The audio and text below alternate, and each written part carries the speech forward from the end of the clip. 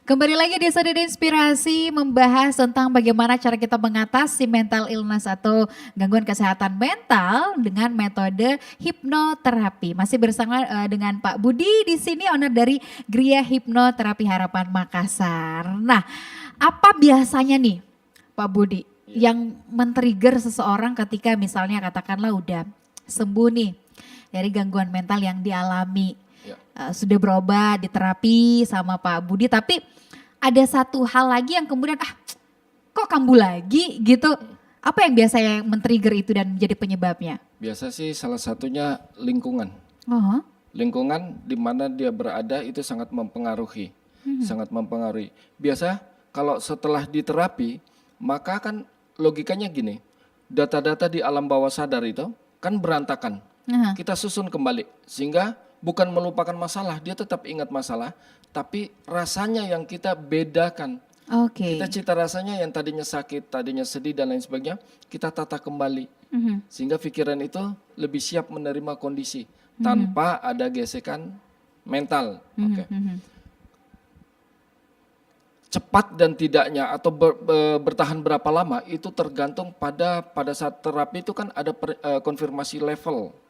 Biasanya kita menggunakan level 1 biasa-biasa saja sakitnya atau cemasnya, level 10 itu cemasnya sangat luar biasa. Misalkan pada sesi terapi pertama, dia baru turun sampai level 5, disuruh balik, kedua dia nggak balik-balik Kak. Nah berarti kan bahasanya kalau orang sakit, ini ada benih yang belum sembuh. Iya. Belum beres. Belum beres, tapi dia sudah selesaikan, nggak balik lagi. Itu biasanya kenapa? Masalah biaya sih. Nah biaya, nanti biaya. kita akan tanyakan soal itu ya. Kemudian lanjut lagi. Kedua kemungkinan masalah kesempatan aja.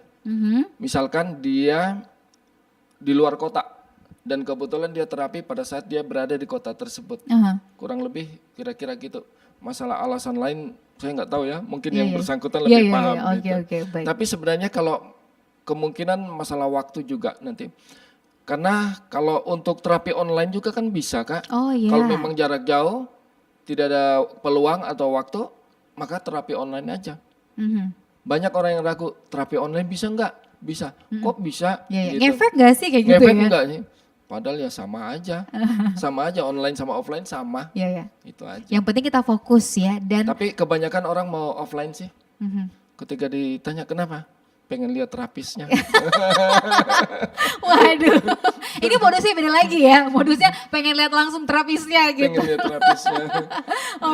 Luar biasa. Tapi sejauh ini dari pengalaman Pak Budi sendiri, apakah yang mungkin memang banyak orang dewasa ya, ibu-ibu yang banyak datang perempuan gitu. Kalau anak-anak sendiri ada nggak sih atau metode ini hanya diperuntukkan untuk orang dewasa aja, anak-anak beda lagi atau seperti apa? Anak-anak itu hipno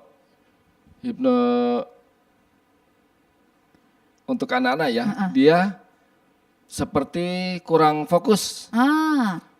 Malas, bandel, biasa main game online itu paling banyak. Jadi kecanduan untuk ya. Hypnoparenting ini dia banyak kepada main game online karena lagi COVID ya. Jadi sekolahnya di rumah. Jadi kerjaannya cuma main game itu aja. Berarti bisa dikatakan metode ini atau terapi dengan hipnoterapi ini aman gitu ya untuk segala usia. Aman untuk segala usia. Ada batasan yang memang tidak bisa dihipnosis. Apa itu? Antara lain dia dalam kondisi mabok. Orang gila. Sama orang asing. Sama mungkin orang budek kali. Karena bisa. Tidak bisa mendengarkan sugesti ya. Nggak bisa. Itu aja. Memang kalau beda bahasa sendiri sudah nggak bisa Kak. Saya pernah punya pengalaman lucu gini Kak. Orang dari kabupaten datang.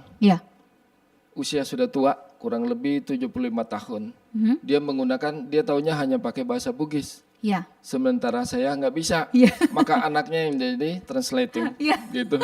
Jadi ya begitu, lama prosesnya lama. Yang harusnya 1 jam bisa panjang. Luar biasa. Lucu banget. Itu satu pengalaman juga ya, gitu suka dukanya di situ. Suka dukanya di situ. Dan bisa tahu ternyata ada beragam macam orang yang dan saya pengalaman gini.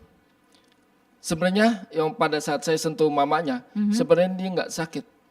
Cuma satu, kurang perhatian dari anaknya di usia tua. Ketika saya sentuh, saya perlakukan sebagai orang tua, dia nangis. Dia katakan, saya diperlakukan seperti orang yang saya baru kenal ini memperlakukan saya. Di situ sudah sembuh, sudah. Anak-anaknya sadar, sudah minta maaf. Nah ini dia ya, yang kadang-kadang orang melakukan diagnosa sendiri gitu ya. Katakanlah itu tadi salah satu contoh ya, sebenarnya nggak sakit tapi mendiagnosa diri sakit, jadi harus dapat pengobatan. Nah banyak juga nih katakanlah generasi milenial kita atau bahkan orang-orang dewasa seumuran kayak saya yang masih ABG gitu ya, orang-orang dengan yang sudah berumah tangga dan lain sebagainya. Ketika mengalami gangguan katakanlah stres dengan permasalahan hidup, pekerjaan, mood swing dan lain sebagainya, mendiagnosa diri sendiri, saya depresi nih, saya kena gangguan mental nih, apakah memang hal itu wajar, boleh nggak sih kita mendiagnosa sendiri atau seperti apa? Ya, apalagi sekarang sudah teknologi ya, Iya. tinggal buka-buka, korek-korek di YouTube, ketemu langsung menganalisa sendiri. Iya, udah saya gejalanya seperti ini, jangan-jangan saya gini gitu. Nggak apa-apa sih Kak, kalau saya sih sah-sah saja, tapi kan resiko dari baca-baca sendiri tanpa pengetahuan itu kan menimbulkan tambah beban, tambah pikiran, tambah stres kan. Paling bagusnya gini, tanyalah kepada orang-orang yang memiliki pengetahuan ke arah sana, yang mengatasi masalah kesehatan mental itu lebih bagus, atau kunjungilah, periksakan diri atau konsultasi, nanti kan lebih nyaman. Selain kita mengetahui apa masalah kita juga tahu kan solusinya gimana. Gitu. Jangan hanya mengetahui tapi solusinya nggak ada. Ada atau jangan masalah kesehatan itu jangan tanya-tanya terus lah. Tapi kamu perjuangkan dan tindakannya yang dibutuhkan. Gitu Kak. Jangan sampai overwhelming gitu, jadi kayak aduh kebanyakan. Saya nggak tahu akhirnya ujungnya makin depresi, makin stres. Makin stres sendiri, padahal nggak ada apa-apa. Cuma pikiran aja. Cuma pikiran aja, Bener. oke, butuh healing. Butuh healing Kak. Oke, berarti Pak Budi ini sendiri ada kerjasama nggak sih dengan psikiater atau semacamnya gitu? Saya sebenarnya sampai sekarang belum ada kerjasama. Cuma ada teman-teman dari medis dan yang lain, kita banyak konsultasi lah. Kita banyak tukar pikiran. Jika pasien sana belum terasasi, nanti kita sharing lah. Kita saling berbagi pengalaman.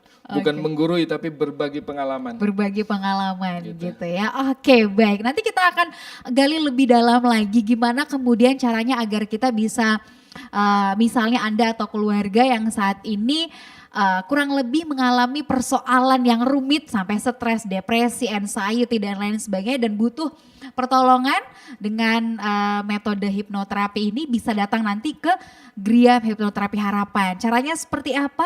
Bagaimana sistemnya untuk dapat pengobatan dan ketemu sama terapisnya di sini? Jangan kemana-mana, kita akan kembali setelah yang satu ini. Pertanyaan Anda juga masih kami nantikan melalui YouTube dan juga WhatsApp di 0811461011.